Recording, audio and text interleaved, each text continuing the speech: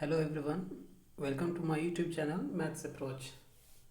आज के इस वीडियो में हम लोग क्लास 7 का एक चैप्टर है जिसका नाम है सरल समीकरण।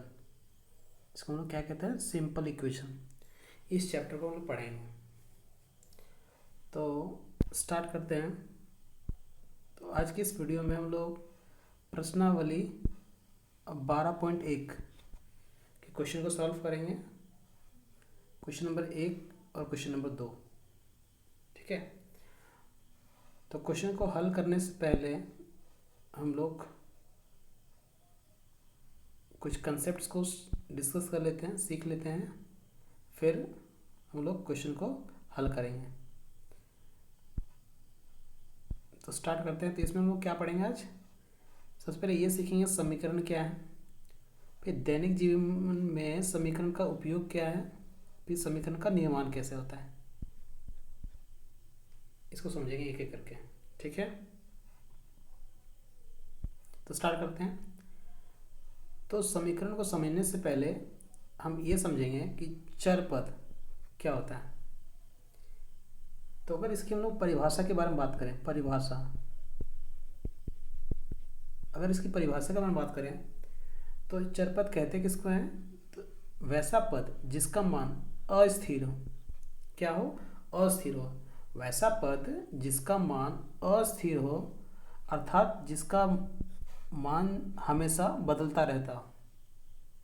ठीक है। ऐसा कोई पद जिसका मान अस्थिर हो, अस्थिर मतलब क्या होता है? जिसका मान हमेशा बदलता रहता हो। ठीक है। तो उसको हम लोग क्या बोलेंगे? चर पद बोलेंगे। ठीक। उदाहरण के लिए, जैसे अगर किसी समीकरण में हमको x दिखता है, p दिखता है, t दिखता है, r दिखता है, मतलब अल्फ़ाबेट में कुछ भी दिखता हो। ठीक है। तो उसको हम लोग क्या बोलेंगे? चर पद। मतलब मैथ में, गणित में अल्फ़ाबेट मतलब क्या हुआ? वो चर पद है। ठीक है। मैथ में अल्फ़ाबेट अगर दिख रहा है मतलब वो क्या है? चर पद है। और चर पद किसको बोलते हैं? जिसका मान हमेशा बदलता रहता हो। समीकरण में, किसी समीकरण में जब हम लोग समीकरण को हल करना सीखेंगे, उसमें देखेंगे कि किसी समीकरण में x का मान 1 आ रहा है तो किसी समीकरण में x का मान 2 आएगा। अगर किसी समीकरण को हल करने पे r का मान 4 आ रहा है तो किसी समीकरण को हल करेंगे तो r का मान कुछ और ही आएगा। 6 आ सकता है, 7 आ सकता है, कुछ भी आ सकता है। तो कहने का ये मतलब है कि जो भी चर पद होता है उसका मान हमेशा बदलता रहता है। कहीं पे x का मान कुछ और तो कहीं पे x का मान कुछ और। ठीक है। तो ऐसा कोई भी पद जिसका मान अस्थिर हो, अर्थात बदलता रहता है, उसको हम लोग क्या बोलते हैं? चर पद बोलते हैं। ठीक है। बढ़ते हैं आगे और नेक्स्ट समझेंगे हम लोग अचर पद। अब ये क्या होता है? तो ऐसा कोई भी पद जिसका मान स्थिर हो, मतलब ये कभी बदलेगा नहीं, जिसका मान कभी नहीं बदलता हो। ऐसा कोई भी पद जिसका मान स्थिर हो, अर्थात जिसका मान कभी नहीं बदलता हो, उसको क्या बोलेंगे हम लोग? अचर पद बोलेंगे। उदाहरण के लिए, अगर किसी समीकरण में हमको 2 दिखता है, 3 दिखता है, 1 दिखता हो, -1 दिख रहा है, 5 दिखेगा, मतलब संख्या में कुछ भी दिखता हो, तो सारे पद को हम लोग क्या बोलेंगे? अचर पद बोलेंगे। 2 हो गया अचर पद, 1 हो गया अचर पद, सबको हम लोग क्या बोलेंगे? अचर पद बोलेंगे। ठीक है। क्यों बोलेंगे अचर पद इसको? क्योंकि इसका मान कभी नहीं बदलेगा। अगर 2 का मान किस समीकरण में 2 है तो अगर दूसरे समीकरण में अगर हमको 2 दिख रहा है मतलब उसका मान वहाँ पे 2 ही होगा। मतलब 2 का मान हमेशा 2 ही होता है, कभी नहीं बदलने वाला है। ठीक है। तो अचर पद क्या होता है? कि ऐसा पद जिसका मान हमेशा स्थिर हो, एक जैसा हो, जो कभी नहीं बदलता हो जिसका मान, उसको क्या बोलेंगे हम लोग? अचर पद बोलेंगे। ठीक। अब आगे बढ़ते हैं। नेक्स्ट, समीकरण। समीकरण क्या होता है? तो समीकरण को समझने से पहले हम सबसे पहले समझेंगे कि व्यंजक क्या होता है। क्या समझेंगे हम लोग? व्यंजक क्या होता है, जिसको हम लोग क्या बोलते हैं? एक्सप्रेशन। एक्सप्रेशन क्या होता है, इसको पहले समझेंगे, तभी हमको समझ में आएगा कि समीकरण क्या होता है। ठीक है। तो व्यंजक का निर्माण कैसे होता है? तो व्यंजक का जो निर्माण है वो हमेशा चर पद और अचर पद के योगफल से बन सकता है, गुणनफल के से बन सकता है, या भाग करने से बन सकता है। ठीक है। व्यंजक का निर्माण कैसे होता है? तो अगर हम चर पद और अचर पद को जोड़ दें या फिर गुना कर दें या फिर घट भाग कर दें तो किसका निर्माण होगा?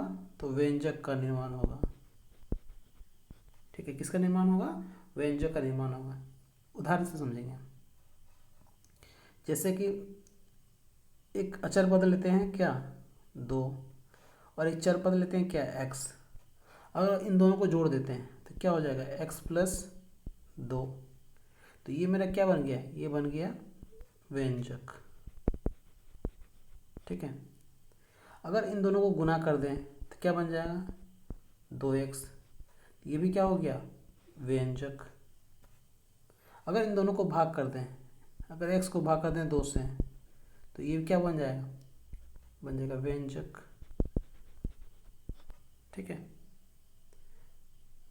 अगर हम लोग चर पद को x लें और अचर पद को 1 ले लें और इन दोनों को गुना कर दें, क्या मिलने वाला है? x। तो ये भी क्या हो गया? व्यंजक। ठीक है। मतलब चर पद और अचर पद के योगफल से, गुणनफल से, भाग करने से जो प्राप्त होता है उसको हम लोग क्या बोलते हैं? व्यंजक बोलते हैं। ठीक है।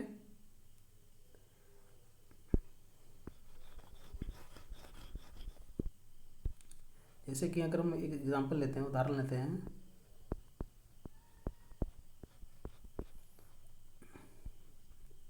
2x+5।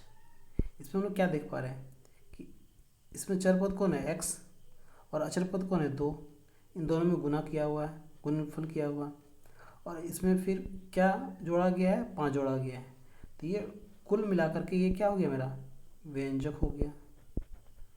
मतलब कहना ये है कि व्यंजक जो होता है वो चर पद और अचर पद के योगफल से, गुणनफल से और भाग करने से ही इनको मिल सकता है। ठीक है। तो आई थिंक आप लोगों को समझ में आ गया होगा कि व्यंजक क्या होता है। अब आगे बढ़ते हैं और समझते हैं समीकरण क्या है। अगर किसी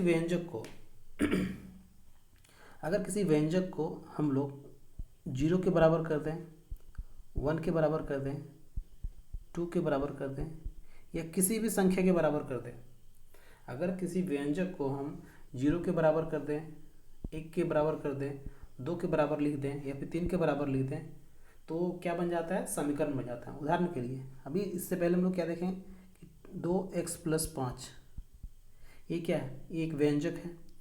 लेकिन अगर इसको हम लोग ऐसे लिख दें 2x+5 बराबर 0, तो ये मेरा क्या बन जाएगा? ये बन जाएगा समीकरण। क्या बन जाएगा? इसको क्या बोलेंगे हम लोग? अब इसको बोलेंगे समीकरण। ठीक है। अगर हम लोग 2x लिखें, ये भी क्या है? व्यंजक है। अगर बराबर इसको 1 कर दें तो ये मेरा क्या हो गया? समीकरण हो गया। ठीक है। इसको कुल मिलाकर हम लोग क्या बोलेंगे? समीकरण बोलेंगे। ठीक है। अगर बस हम लोग x रखें, ठीक है, और इसको 0 को बराबर कर दें तो ये भी मेरा क्या कहलाएगा? समीकरण। ठीक है। अगर हम लोग x+4 को -3 के बराबर करते हैं, ठीक है, x+4 को हम लोग -3 के बराबर करते हैं, ये भी क्या कहलाएगा? ये भी क्या कहलाएगा? समीकरण। मतलब किसी भी व्यंजक को किसी संख्या के बराबर कर दें, चाहे 0 हो, 1 हो, 2 हो, 3 हो, 5 हो, 6 हो, 7 हो, कुछ भी संख्या हो, कोई भी संख्या हो, अगर किसी व्यंजक को किसी संख्या के बराबर कर दें हम लोग, तो जो प्राप्त होता है हमको, उसको हम लोग क्या बोलेंगे? समीकरण बोलेंगे। लेकिन इसमें शर्त क्या है कि हमेशा बराबर की ही लिखेंगे। यहाँ पे कभी हम लोग ग्रेटर देन, लेस देन नहीं लगा सकते हैं। अगर ऐसा हो जैसे 2x+5 ग्रेटर देन 6 हो, तो ये एक समीकरण नहीं कहलाएगा। ये क्या होगा? समीकरण नहीं होगा। या फिर ऐसे लिख दें 3x-7 लेस देन 3, तो ये क्या होगा, ये भी समीकरण नहीं होगा। ठीक है, तो समीकरण क्या होता है, किसी व्यंजक को हम लोग किसी संख्या के बराबर लिख दें तो एक समीकरण का निर्माण हो जाता है। ठीक है, और व्यंजक क्या होता है, तो व्यंजक क्या होता है, तो चर पद और अचर पद के योगफल से, घटाव से, गुणनफल से या भाग करने से जो प्राप्त होता है उसको हम लोग क्या बोलेंगे, व्यंजक बोलेंगे। और किसी व्यंजक को अगर किसी संख्या के बराबर कर दें हम लोग तो क्या बन जाता है, समीकरण बन जाता है। ठीक है, तो आई थिंक अभी तक आप लोगों को ये समझ में आ ही गया होगा कि चर पद क्या होता है, अचर पद क्या होता है, व्यंजक क्या होता है और समीकरण क्या होता है। ठीक है, अगर इतना समझ में आ ही गया है तो बढ़ते हैं क्वेश्चन की तरफ और उसको हल करते हैं। ठीक है, तो ये है प्रश्नावली 12.1। क्या है, प्रश्नावली 12.1। इस प्रश्नावली का जो पहला सवाल है, पहला क्वेश्चन है, वो क्या है कि निम्नलिखित में से समीकरणों को छांटिए। मतलब जो भी यहाँ दिया गया है इसमें को ये बताना है कि कौन समीकरण है और कौन समीकरण नहीं है। ठीक है, तो स्टार्ट करते हैं क्वेश्चन नंबर 1 से और पहचानते हैं कि क्या ये समीकरण है, क्या ये समीकरण है, क्या ये समीकरण है, क्या ये समीकरण है, या फिर ये समीकरण है या ये नहीं है। ठीक है, तो पहला क्वेश्चन पिक करते हैं हम लोग। हमको ये चेक करना है कि 2x+5 लेस देन 1 लिखा हुआ है, क्या ये समीकरण है, तो ये समीकरण नहीं है। क्यों नहीं है, क्योंकि समीकरण होने के लिए शर्त क्या है कि व्यंजक को किसी संख्या के बराबर होना चाहिए, बराबर, ना कि लेस देन, ना कि ग्रेटर देन। ठीक है, इसको हम लोग क्या बोलते हैं, ग्रेटर देन, इसको क्या बोलते हैं, सॉरी लेस देन, इसको क्या बोलते हैं, ग्रेटर देन। ठीक है, तो अगर किसी व्यंजक को हम लोग की संख्या के बराबर करेंगे तभी ये समीकरण हो सकता है, अदरवाइज ये नहीं होगा। ठीक है, क्योंकि यहाँ बराबर का साइन चिन्ह नहीं लगा हुआ है, साइन नहीं लगा हुआ, तो ये समीकरण नहीं है। दूसरा में देखते हैं, यहाँ पे बराबर का चिन्ह लगा हुआ है तो ये समीकरण है। बी में क्या है, समीकरण है।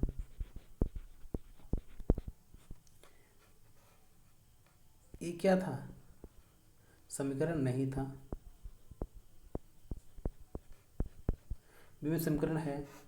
अगर सी के बारे में देखें तो 11 - 2x = 15, ये किस संख्या के बराबर किया हुआ है, तो ये भी समीकरण है, ये भी क्या है, समीकरण है। तीसरा में 3x, तीसरे में क्या लिखा हुआ है, सॉरी डी में 3x > 13, यहाँ पे बराबर का चिन्ह लगा हुआ है क्या, नहीं लगा हुआ है, मतलब ये समीकरण नहीं होगा। यहाँ पे बराबर का चिन्ह लगा हुआ है, मतलब ये समीकरण होगा। यहाँ पे बराबर का चिन्ह लगा हुआ है क्या, नहीं लगा हुआ, मतलब ये समीकरण नहीं होगा। ठीक है, तो हम लोग क्या देख पा रहे हैं कि किसी व्यंजक को किसी संख्या के बराबर करेंगे तभी वो समीकरण हो सकता है, अदरवाइज वो समीकरण नहीं होगा। यहाँ पे बराबर लगा हुआ था इसलिए समीकरण हो गया, यहाँ पे बराबर लगा हुआ था इसलिए समीकरण हो गया, यहाँ पे बराबर नहीं लगा हुआ था समीकरण नहीं होगा, यहाँ पे बराबर लगा हुआ था ये भी समीकरण हो गया, यहाँ बराबर नहीं लगा हुआ था ये समीकरण नहीं होगा। ठीक है, तो आप लोग ये अच्छे से क्लियर हो गया होगा कि समीकरण को हम लोग पहचानते कैसे हैं। ठीक है, अब बढ़ते हैं क्वेश्चन नंबर 2 की तरफ। इसमें क्या लिखा हुआ है, क्वेश्चन क्या है कि निम्नलिखित कथनों के लिए एक चर वाला समीकरण प्राप्त कीजिए। जो भी यहाँ स्टेटमेंट दिया गया है, जो भी कथन दिया गया है, ठीक है, जो भी यहाँ कथन दिया गया है उसको समझते हुए हमको एक चर वाला क्या है, समीकरण बनाना है। ठीक है, तो बनाते हैं इसको।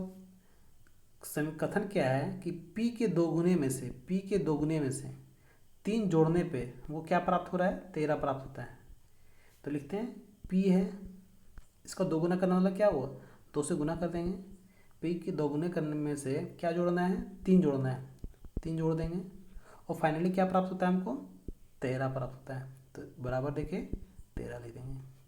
अब इन दोनों गुना करेंगे क्या होगा, 2p e + 3 = 13। ये हो गया समीकरण।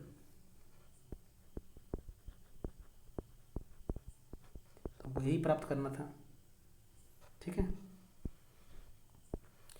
तो बेसिकली करना क्या है कि जो भी यहाँ कथन दिया गया है उसको पढ़ना है, समझना है, फिर उसी कथन को हमको न्यूमेरिक वैल्यू में लिख देना है।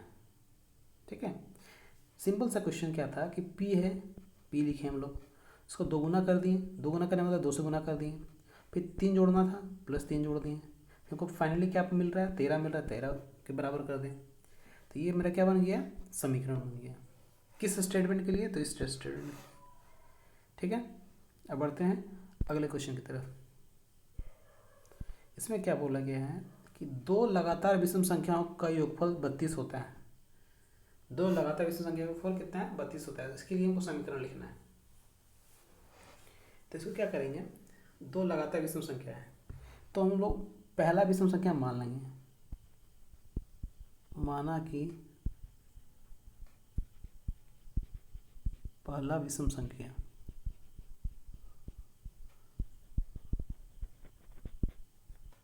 बराबर x। मान लिए कि पहला विषम संख्या क्या है, x है, तो दूसरा विषम संख्या क्या होगा,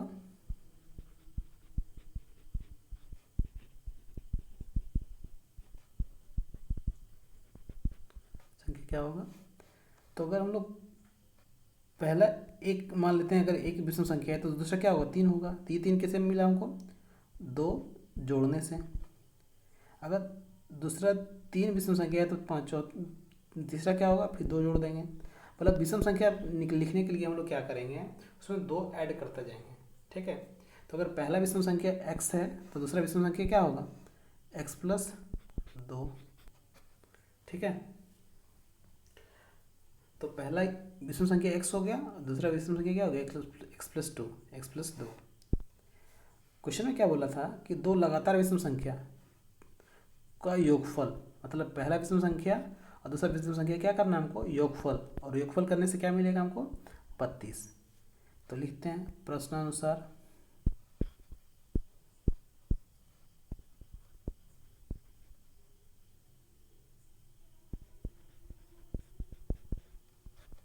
इतना लंबा लिखने की जरूरत नहीं है, अकॉर्डिंग टू क्वेश्चन शॉर्ट में।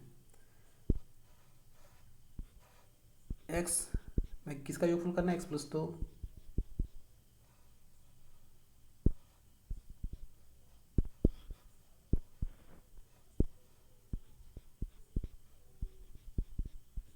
और क्या मिल रहा है हमको फाइनली, 17। 17। अब x में x जोड़ेंगे तो कितना होगा, 2x + 2, इधर बराबर क्या होगा, 17। तो ये मेरा बन गया क्या, समीकरण। किसके लिए, तो सॉरी योगफल कितना मिल रहा है यहाँ पे, 32 मिल रहा है। ठीक है, तो 32 के बराबर करेंगे।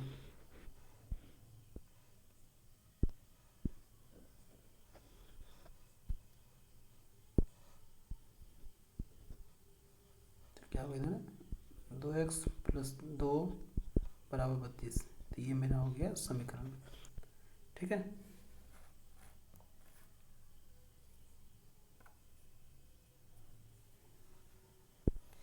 बढ़ते हैं अगले क्वेश्चन की तरफ, जो है क्वेश्चन नंबर 3। इसमें क्या बोला गया है कि x एक संख्या है, ठीक है, इसमें 3 घटाने पे 17 प्राप्त होता है। x को एक संख्या है, x को एक संख्या है जिसमें 3 घटाने पे क्या प्राप्त होता है, 3 घटाने पे x कोई संख्या है जिसमें 3 घटाने पे क्या प्राप्त होता है, तो क्या प्राप्त होता है, 17 प्राप्त होता है। 17 प्राप्त होता है, तो बराबर 17 ले देंगे। तो ये हो गया समीकरण।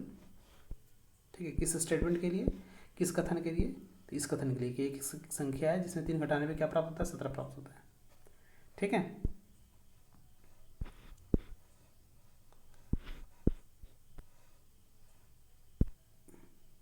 अब बढ़ते अगले क्वेश्चन की तरफ। एक संख्या y है, y के दोगुना में से y है, इसको दोगुना में से, दोगुना मतलब 2 से गुना कर देना है, मैं 7 घटाने पे 7 घटा देना है, क्या प्राप्त होता है, 13 प्राप्त होता है। तो बराबर 13 लिख देना है। मेरा समीकरण क्या हो गया, दोनों गुना करेंगे तो 2y -7 बराबर 13। ये हो गया समीकरण। ठीक है, बढ़ते क्वेश्चन नंबर 5 की तरफ। जो है सलमा रूही से 5 वर्ष बड़ी है। सलमा जो है, सलमा कोई लड़की है जो रूही से 5 वर्ष बड़ी है। ठीक है, दोनों की उम्र का योगफल कितना है? 17 है। दोनों का उम्र का जो योगफल है वो कितना है? 27 है। ठीक है, सलमा जो है रूही से 5 वर्ष बड़ी है और दोनों की उम्र का योगफल कितना है? 27 वर्ष है। तो अगर बोला गया क्वेश्चन में कि सलमा रूही से 5 वर्ष बड़ी है, तो हम सलमा की उम्र तभी लिख पाएंगे जब हमको रूही का उम्र पता हो। ठीक है, तभी ना हम लोग सलमा का उम्र जो लिखेंगे रूही की उम्र से 5 वर्ष बड़ा लिखेंगे। तो सबसे पहले हमको रूही का जो उम्र है उसको हम लोग एज्यूम करना पड़ेगा, मानना पड़ेगा। ठीक है, तो लिखेंगे माना कि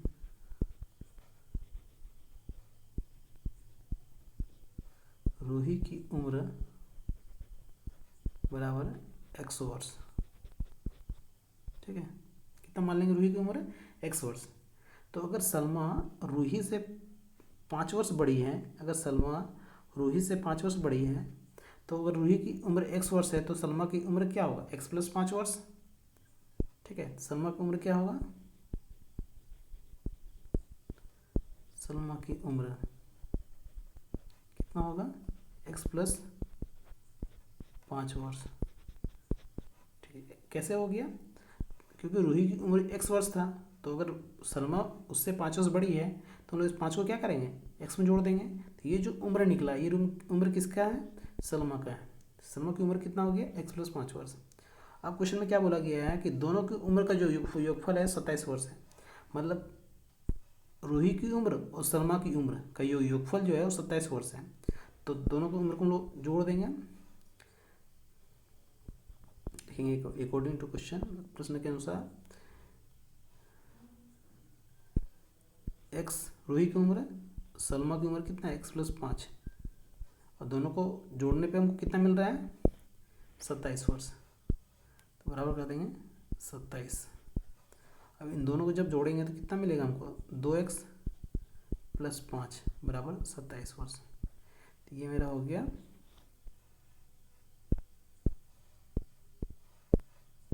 समीकरण। ठीक है, किस स्टेटमेंट के लिए? तो इस स्टेटमेंट के लिए कि सलमा जो थी रूही से 5 वर्ष बड़ी है। ठीक है, 5 वर्ष बड़ी है और दोनों को उम्र का योगफल कितना? 27 है। तो इसके लिए हम लोग समीकरण क्या प्राप्त किए हैं? 2x + 5 बराबर 27। ठीक है,